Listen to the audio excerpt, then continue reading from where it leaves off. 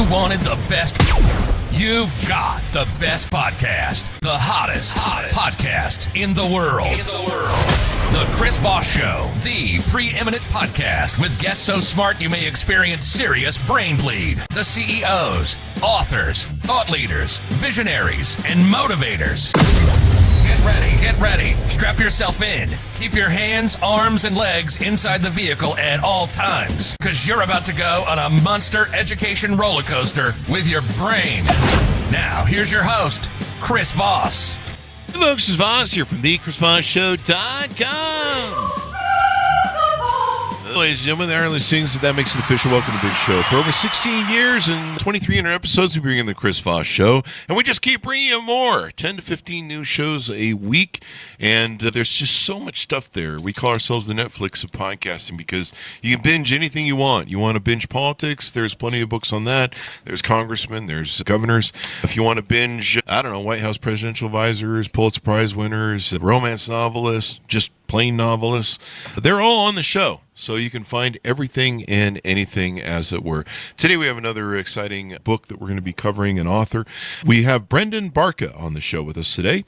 His newest book is coming out in May of 2025. It is called The Daily Buddhist, 366 Days of Wisdom for Happiness, Inner Freedom, and Mindful Living. Those of you who want a book about wisdom for unhappiness, no freedom, and mindless living, sorry to let you down. This book is not for you.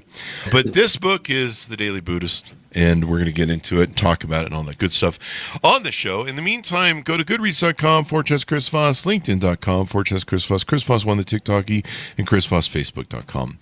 Brendan is an author, keynote speaker, entrepreneur, and Buddhist practitioner. I hope so. He wrote a book about it. He discovered Buddhism in his 20s, initially turning into meditation to cope with stress and burnout. Since then, he's practiced Tibetan Buddhism for years, traveling to Nepal to learn from revered masters. And I can't pronounce the names of the masters he learned from, but we'll just take his word for it for now. Experiencing the transformative effects of mindfulness, meditation, and Buddhist teachings in his own life, he founded Pema Solutions. Did I pronounce that right, Brendan? Yeah, it's a combination of my wife's name and mine. Her name is Pema, so we combined it for Brendan and Pema. And she is the co-author to the book as well. Yeah, that's correct. They bring these invaluable principles to corporations worldwide, and they wrote their first book together we'll be talking about today. Welcome to the show, Brendan. How are you? I'm doing great. Thanks so much for having me, Chris. Thanks for coming. We really appreciate it. And it looks like we're going to figure out how to make our lives better today. So give us your .coms. Where do you want people to find you on those social internet stuff? Yeah, thanks so much. So the first place to find us is going to be at thedailybuddhist.net. That's where you can learn everything about the book and also about our business and our story. And then you can also find us on Instagram. That's at daily.buddhist. And we're growing on there for the last 6 months. And then we're on LinkedIn. I'm at Brendan Barca on LinkedIn. I always read it as Buddhist, and I figured those are people that were doing lots of marijuana. Buddhist, get it? No, I'm just doing stupid jokes in the show. People, don't write me. It's okay. It's so getting settled in. The daily. Some things you have to waste, even though the joke sucks. It's funner when you kill and die than when you. It's funny to die than kill. Anyway, The Daily Buddhist. So give us a 30,000 overview. What's inside your new book? Yeah, so The Daily Buddhist, as the title mentions, every single day of the year, including one day on leap years, you get a piece of Buddhist wisdom. So we've extracted some of the best quotes and some of the best teachings from over 2,500 years of Buddhism, put them at the top of each page, and then underneath it, we give a commentary or a practice or an action that is modern, that is made for 21st century living. In each month, we cover different themes. We talk about themes in Buddhism such as impermanence, compassion, interdependence, meditation, of course, and so help readers be able to work through it in a methodical way so that by the end of the year, they come out feeling with that inner freedom, the happiness, and mindful living, as the book mentions. Get wisdom, happiness, and inner freedom, the mindfulness of sitting with your own thoughts and dealing with them, all that good stuff. What is Buddhism? Let's lay a foundation for that. So if I'm not familiar with what Buddhism is how would you describe it?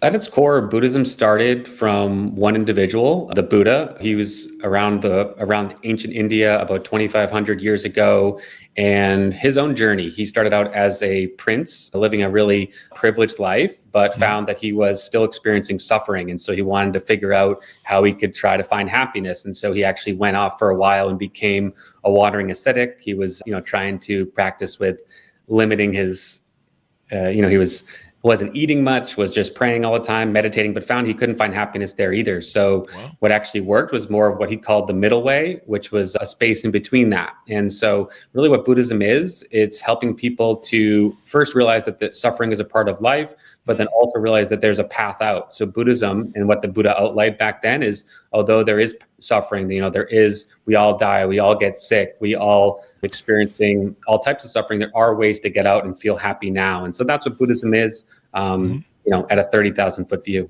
Wait, you mean we all die? What? Unfortunately, I don't know. No one told me about this part. No, I'm just kidding. Unfortunately, I'm too aware of it. But no, I mean, there's an old adage of Marcus Aurelius's thing, death smiles upon us, that the best we can do is smile back, or something to that effect. Yeah, there's struggle in life. There's going to be challenges. There's going to be, things that we have to overcome. Some of it seems to make us grow. It's kind of weird how sometimes the things that happen to us are the things that need to make us grow the most, it seems, when we're in our moments of dichotomy and we're going through cathartic experiences and stuff. It seems like that's what we need the most. It's kind of like every person has stuff fall into their life that has the ability to either, destroy them or grow them. And it just depends on how we react to them, I think. Yeah, I think a lot of things in Buddhism too reflects around how to be more mentally resilient, how to work on your mind and see situations, no matter how dire they may seem or how difficult things are externally, trying to find ways to, internalize your power and be able to, find a way to get out of it, or find a way to, a better place in life. I think that might be in line with what you're saying. And maybe perspective is a way of looking at Buddhism. Helps give you a different angle or perspective, or maybe a thoughtful sort of approach to it, instead of, fight or flight panic, which is how some people deal with all their problems, right?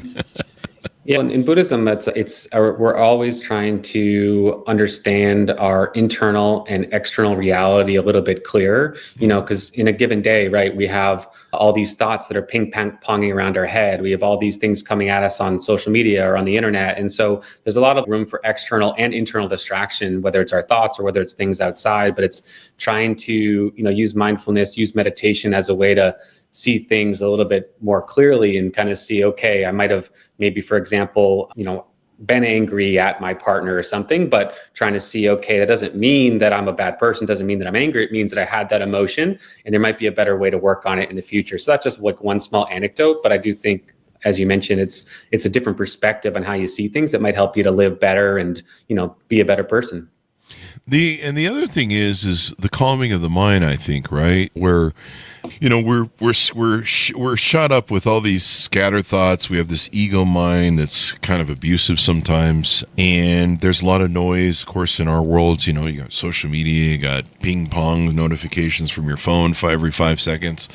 And, I had somebody on recently, a couple months ago, and they talked about spending less time looking for distraction. And a lot of times, as human beings, what we're doing is we're trying to distract ourselves from maybe our life, or maybe thinking about our life, or focusing on the issues maybe we need to focus on, and we look for ways to distract us from the reality of what's going on. And sometimes that isn't always good, because we're just filling our world with noise and cheap dopamine hits, right?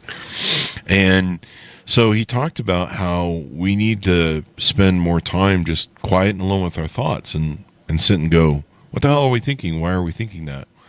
There's actually this Buddhism is about, maybe.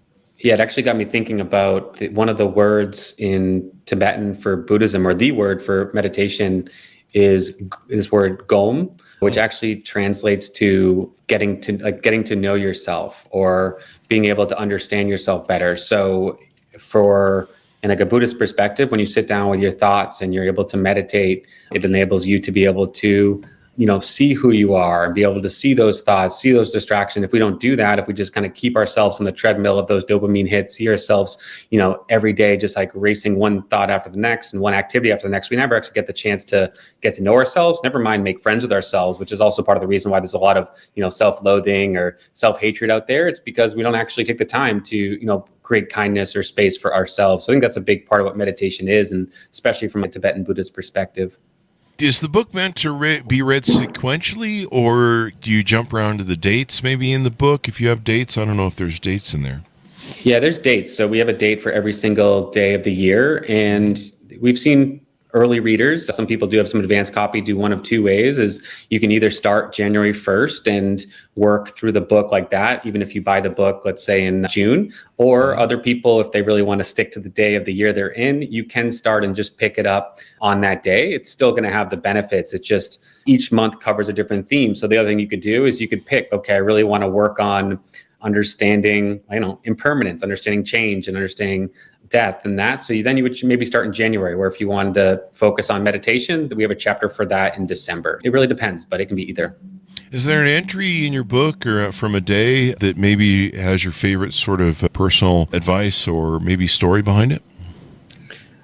Oh, there's a lot. A lot of the stories that we've made in there, come from personal experience or from, or from different books we've read. I mean, one of the things that I think about, there's an entry in the book that is called The Tip of the Iceberg, and it's February 5th, if I get the date right. And for that one, it makes you think about, all the different causes and conditions that go into someone's behaviors. For example, maybe you have a friend who he's a great friend, but maybe at times he's really stingy, right? He doesn't help you pay for the Uber. He doesn't buy you a drink. He doesn't maybe do the things that you'd wish him to do. And so you might think to yourself, oh, maybe this is just a bad person, or, that makes things really hard for our friendship. But we can't see the fact that maybe back when he was a kid, that his parents made him feel a sense of lack. Maybe he doesn't come from much money. And so it helps you kind of peel back the layers and kind of see beneath, if you go back to the analogy of the iceberg, that there's more to meet below the surface. And so with that kind of understanding, with every person we come across, whether it's a colleague, whether it's a neighbor,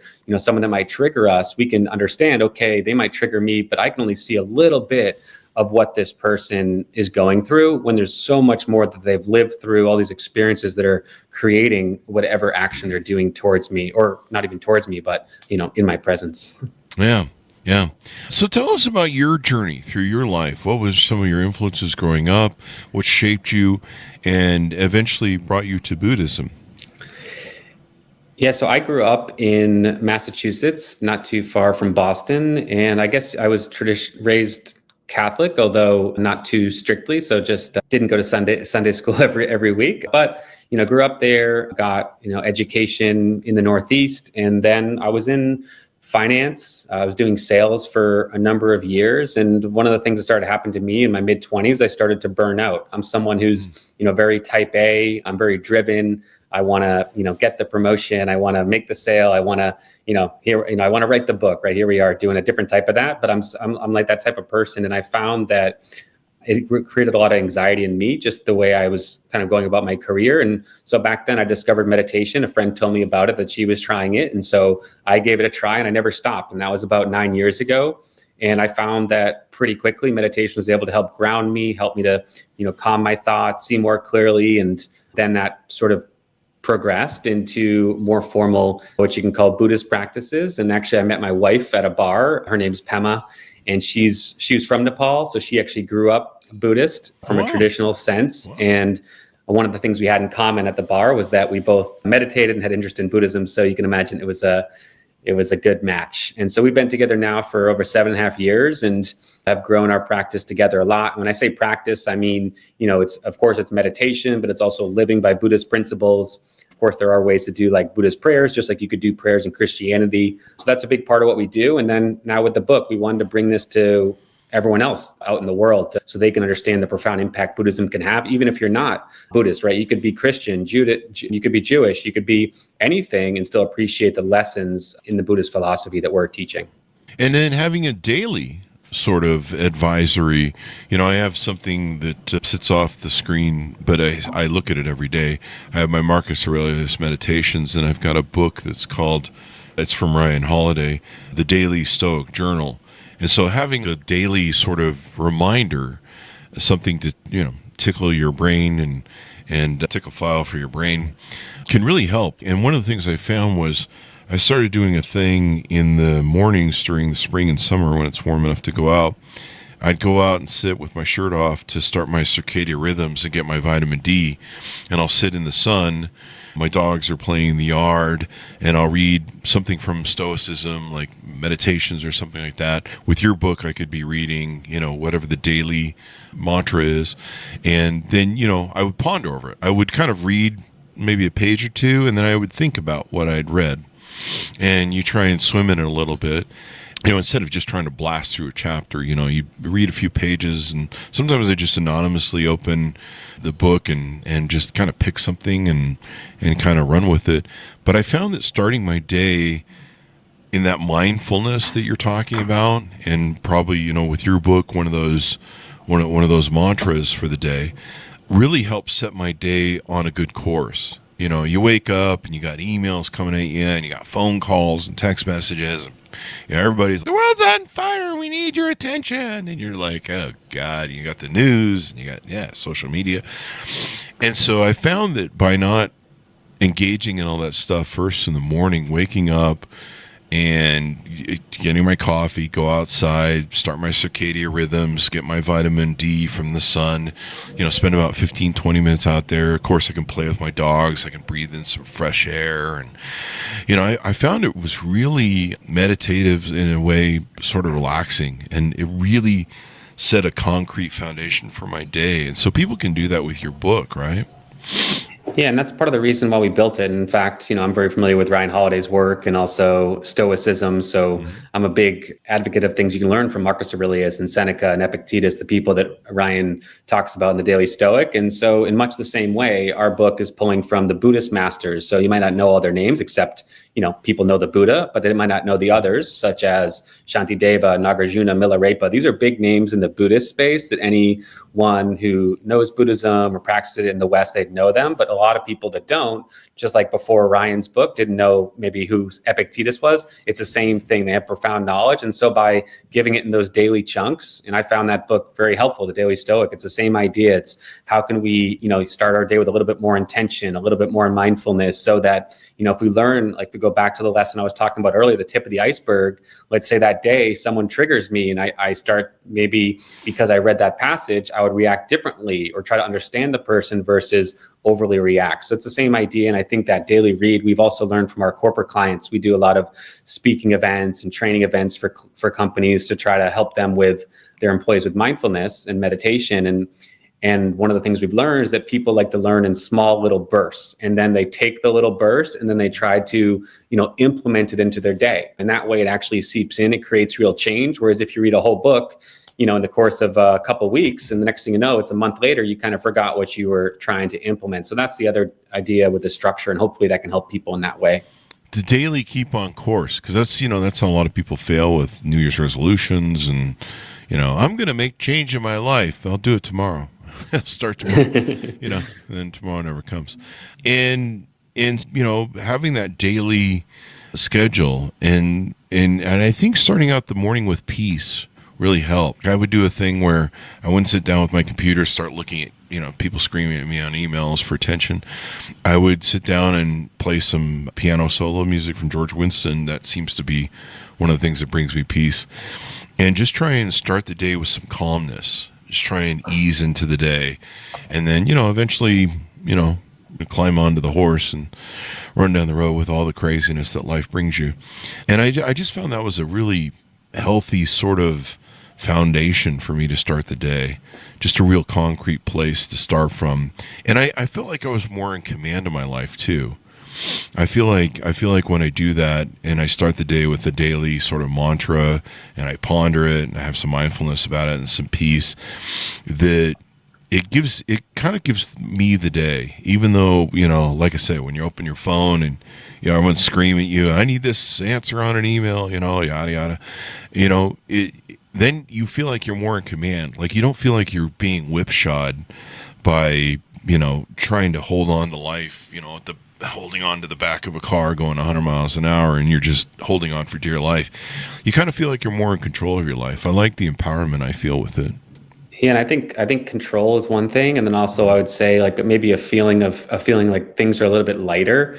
I think one of the things that we might if we don't take that space, like whether it's mindfulness or stoicism or we're meditating, then things can feel like overwhelming, right? You mentioned all these emails, all this mounting work, and it can kind of feel like we're on this race that never ends and it's too fast and we're holding on to that like bumper car, right? Or the bumper of the car. When you're able to reflect on, maybe it's something like impermanence. And I go back to that one because it's one of the most important Buddhist teachings. Like when you really everyone knows, like I mentioned earlier, that we're going to one day die, but a lot of people, I think myself included, most of the time, we don't internalize that, right? We don't live like we are impermanent. We live like we're going to be around forever. That reflects in maybe the decisions we make, how we treat other people, how we treat ourselves. So we can think about things with more intention in the morning, whether it's impermanence or compassion or generosity, whatever the theme might be. And these are all Buddhist concepts. It could be other things. Then it's going to help us to actually live that in our day. So when we're out there and these things are happening, we can have more control maybe over our reactions, but then also feel lighter that these things aren't as important as we might think they are, and kind of like get us away from this game we've created and see things more expansively. And maybe like that word lighter, I think is really helpful for people to think about. Yeah. I mean, it gives you perspective too, I think. Like I say, you feel like you're more in control and empowered as opposed to, the world's just running on you, with all of its noise and busyness. And, it's just, it can be overwhelming. Like when I started really thinking about it and having a perspective, it changing my perspective in the morning to feel empowered, to feel like I'm more in control of my day.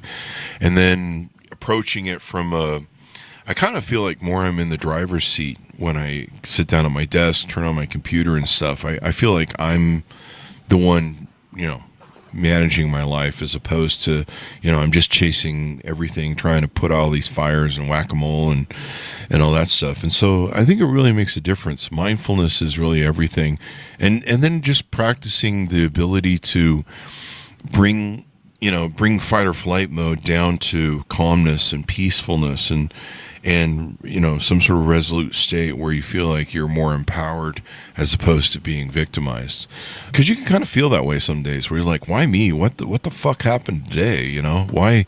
I just feel like I'm under assault all day long, Yeah. And, to your point about, bringing into that calmness, there's so much research out there these days about the benefits of meditation when it relates to things such as reducing stress, but also in terms of creating happiness. There was a big study done several years ago by Richard Davidson up in University of Wisconsin. And they put, they were under a fMRI machine, put some Buddhist monks under there, and they found that some of the monks, or most of them, the ones that were experienced meditators who had been meditating for years and years and hours, well beyond anything I've ever done, had experienced, heightened levels of in different things they point to as happiness. So they actually are in like a more happy, a more stress-free state because of their meditation practice. So that's one of the things that we can think about is if we're not giving ourselves that space or maybe some form of meditation, and there's all those different types of forms out there, then we're not giving ourselves maybe a chance to experience happiness on the level that's really out there. So that might encourage people to maybe give it a try, or at least find their own version of meditation that can help them to get there.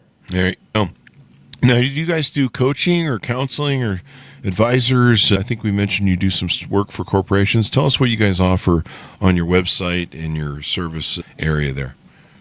Yeah, so my wife and I have been in business together for almost 7 years, and we're both professional speakers and corporate trainers that work with companies to do, whether it's a speaking event or a training for either their employees or for their clients. And a lot of our topics revolve around, mindfulness, how to use meditation to reduce stress or boost performance.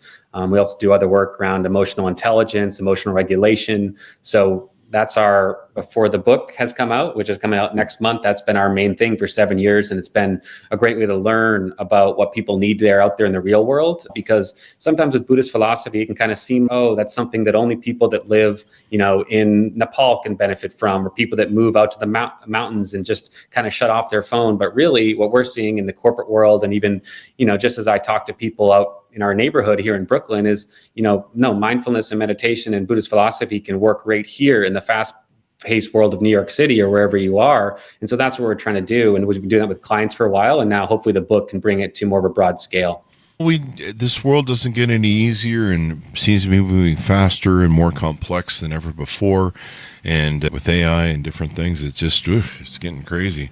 As we go out, pitch people on how they can onboard with you, they can reach out, they can find out more about you, order the book, et cetera, et cetera. I think you have, on your website, you have some special offerings you can get if you order the book through you directly.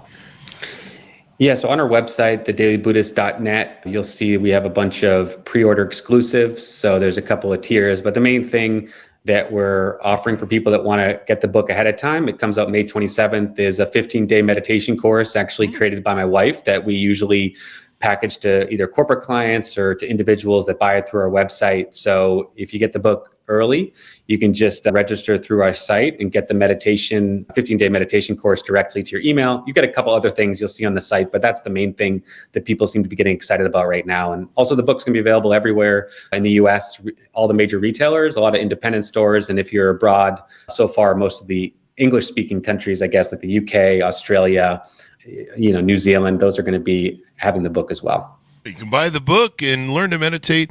And I got to tell you, people, I am a big proponent of this. I've talked about it before on the shows. People have heard, that starting out with that morning mindfulness and helps your circadian rhythms. It helps your sleep patterns. Bringing calmness to your morning just brings you a foundation. And, what better way to start your morning than to sit with your family? For me, it's my dogs. To sit with good coffee. My case, a good espresso, and ponder the world and kind of, set yourself, make sure you get your legs under you, basically, for the day. That can really help. And, of course, reading passages of different mantras or Buddhist things, can remind you every day. And that's one of the things on how you create healthy habits, right, is by having a daily sort of, working in it. You just, people always set those New Year's resolutions and then they forget about them. But having a daily sort of activity you can do to remind you and create that foundation, I think can make all the difference, wouldn't you say? Absolutely. That's what's been our finding. In fact, one of the programs we do for clients is called Micro Habits for Big Shifts. And that's what we've seen. If you can integrate a little thing each day, there's like the 1% better, then it's going to help your, if you're thinking about it from a success standpoint in your career. But I think from our standpoint, being a little bit happier, being a little bit lighter, being a little bit kinder, that's the things that through the book, you're going to be able to start to experience. Those little daily micro habits can lead to big shifts if you compound that over the course of a year. And that's what we've experienced. And hopefully people that pick up the book will experience too. Make the world a better place. Thank you very much, sir, for coming on the show. We really appreciate it. Thanks so much for having me, Chris. It's been a great time. Thank you. And thanks, Shaunus, for tuning in. Order the book wherever fine books are sold. You can pre-order it now for out May 27th, 2025. It is called The Daily Buddhist, 366 Days of Wisdom for Happiness, Inner Freedom, and Mindful Living. Definitely recommend it. Thanks so much for tuning in. Go to goodreads.com/Chris Voss, LinkedIn.com/Chris Voss, Chris Voss 1 on the TikTok, and all those crazy places in it. Be good to each other. Stay safe. We'll see you next time.